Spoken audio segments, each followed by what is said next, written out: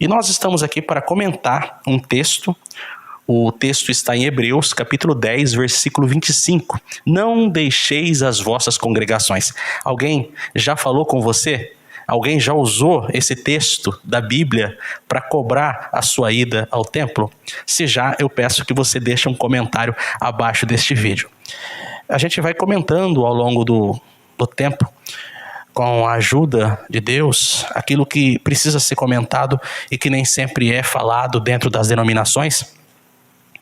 E existem segredos que os fundadores das denominações não contam para o povo. E por que não contam?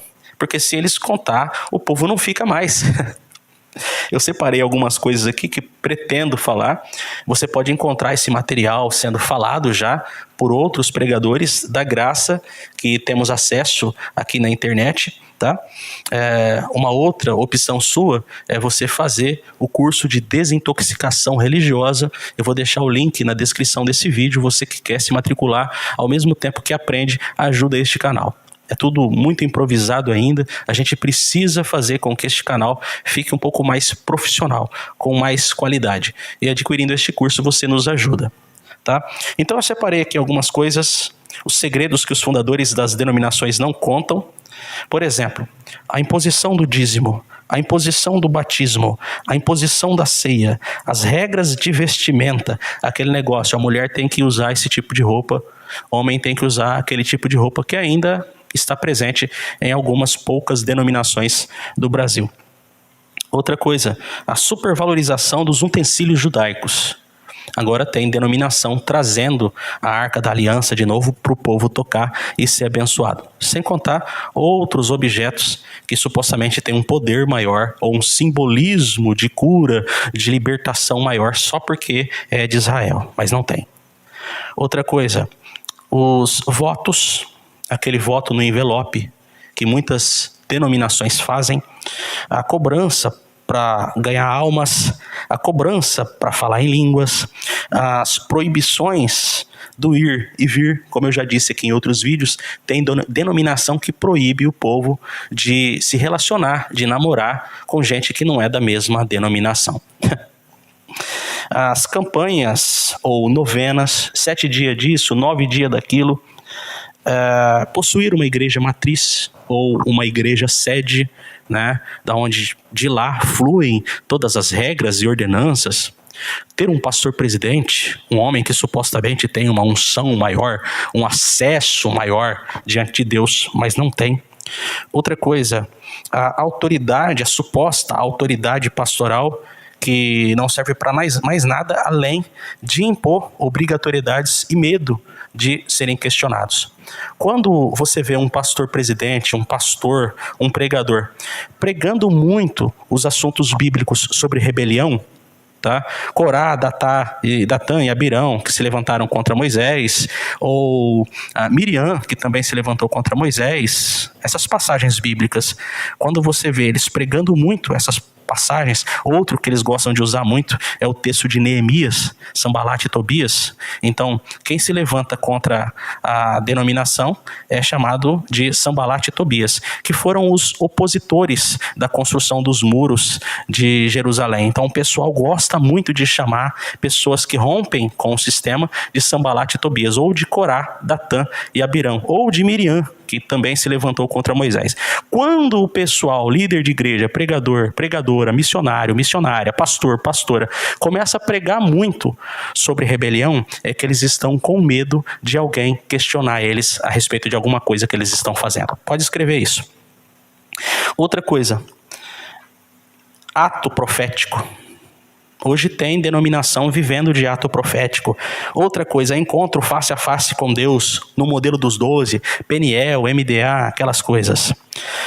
A influência política sobre os membros, você tem que votar em tal candidato, porque esse candidato representa Deus, representa o Evangelho. Não.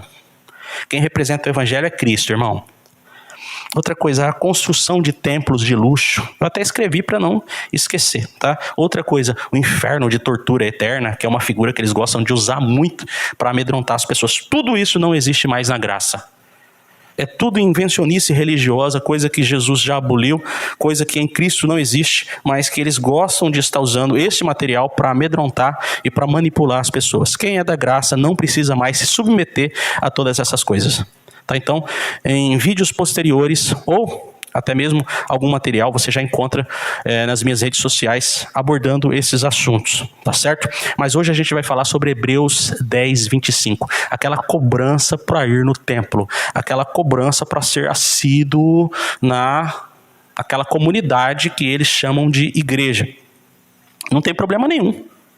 Se tivesse essa humanidade presente, esse amor presente, não haveria problema nenhum se reunirem em comunidade, onde quer que seja, tá? Mesmo que seja num templo.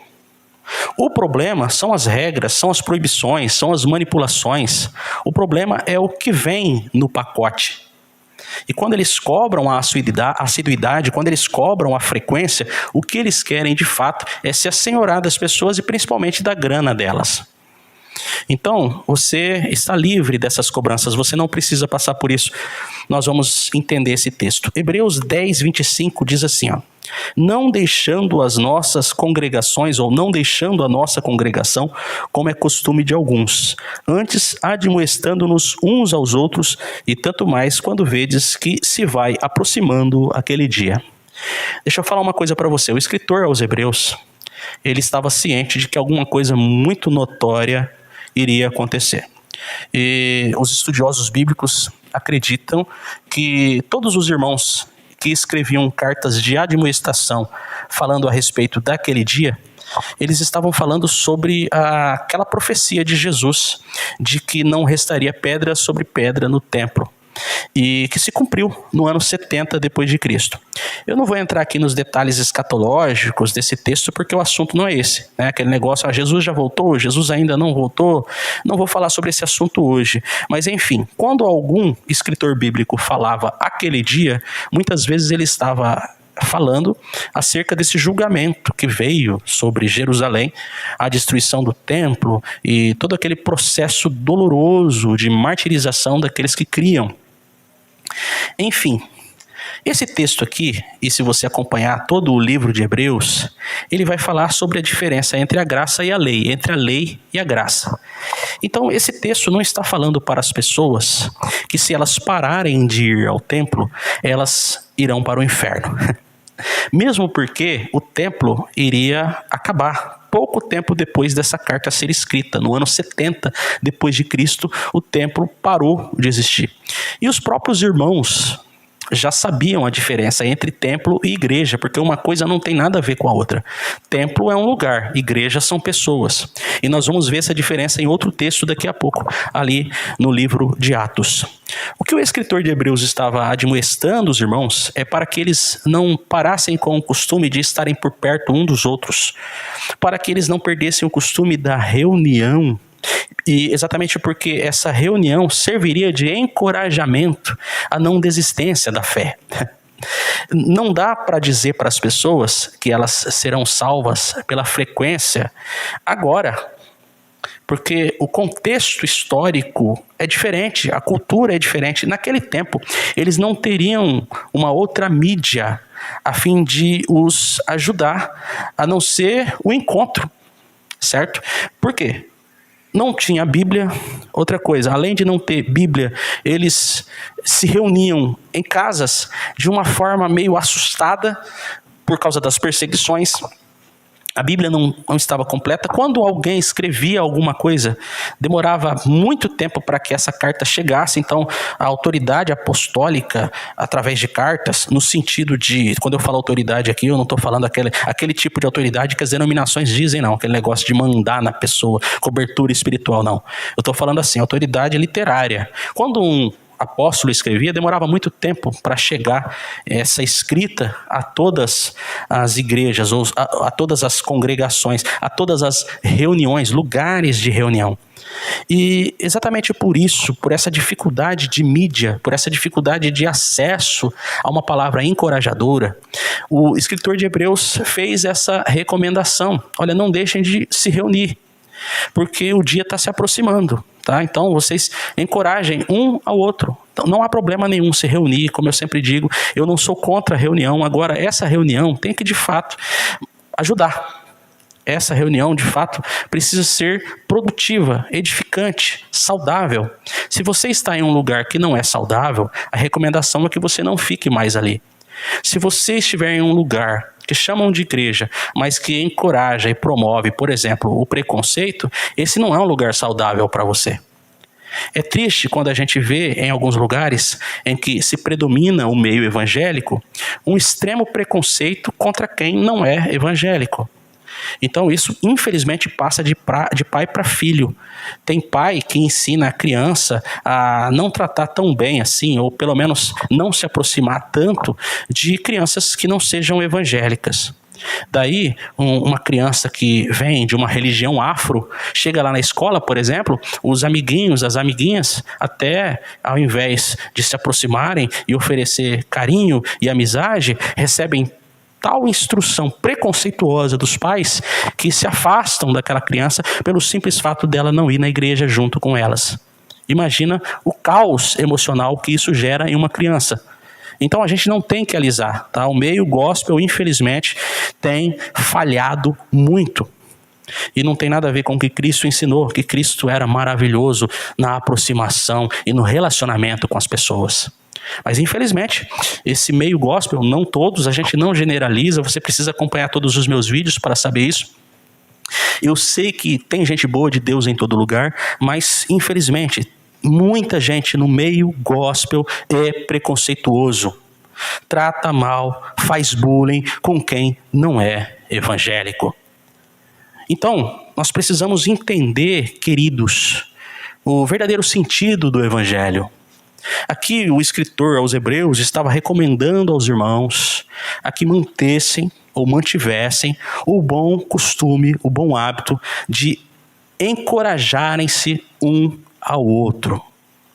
Não está falando no texto que você tem que ficar ali batendo cartão direto em uma denominação, tá? Você gosta de denominação? Deus não vai te condenar por isso, Deus não vai te jogar no inferno por isso, mas toda vez que você entrar em uma denominação, leve o cérebro junto, não deixa a sua vida se tornar uma massa de manobra na mão de pastor, pastora, ou quem quer que seja.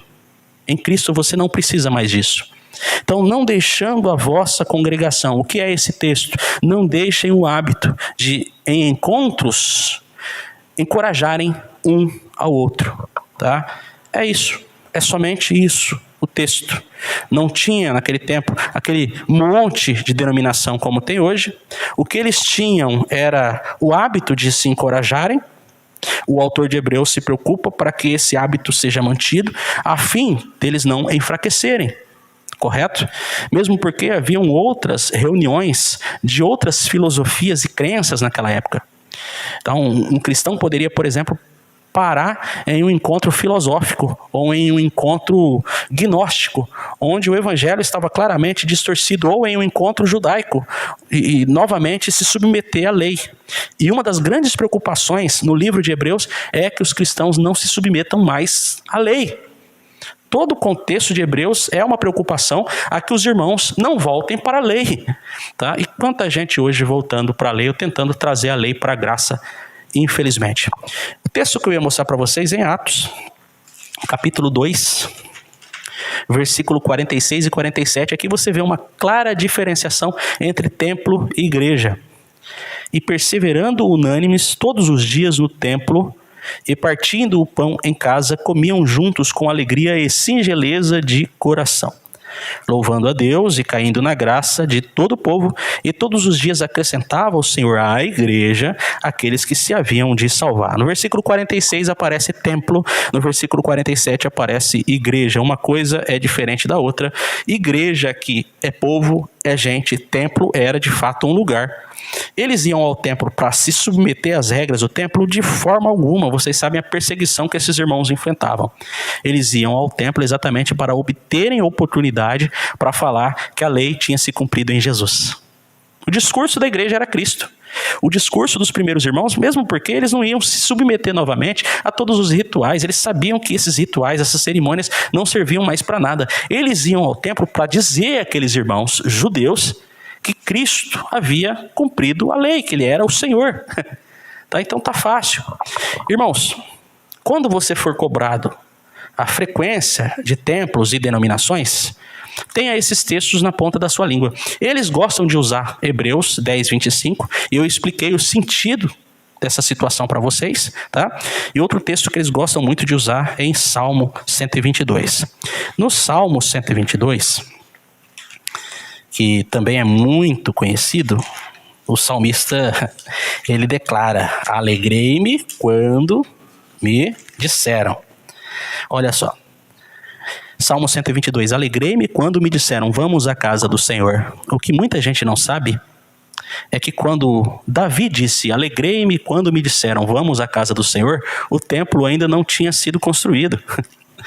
Porque o templo só foi construído através de Salomão, filho de Davi, é posterior a isso. Então no texto, o templo ainda não existia. Então aqui, Davi se refere a Sião, se refere a Jerusalém, tá? Se refere ao hábito lindo de celebrarem em Jerusalém.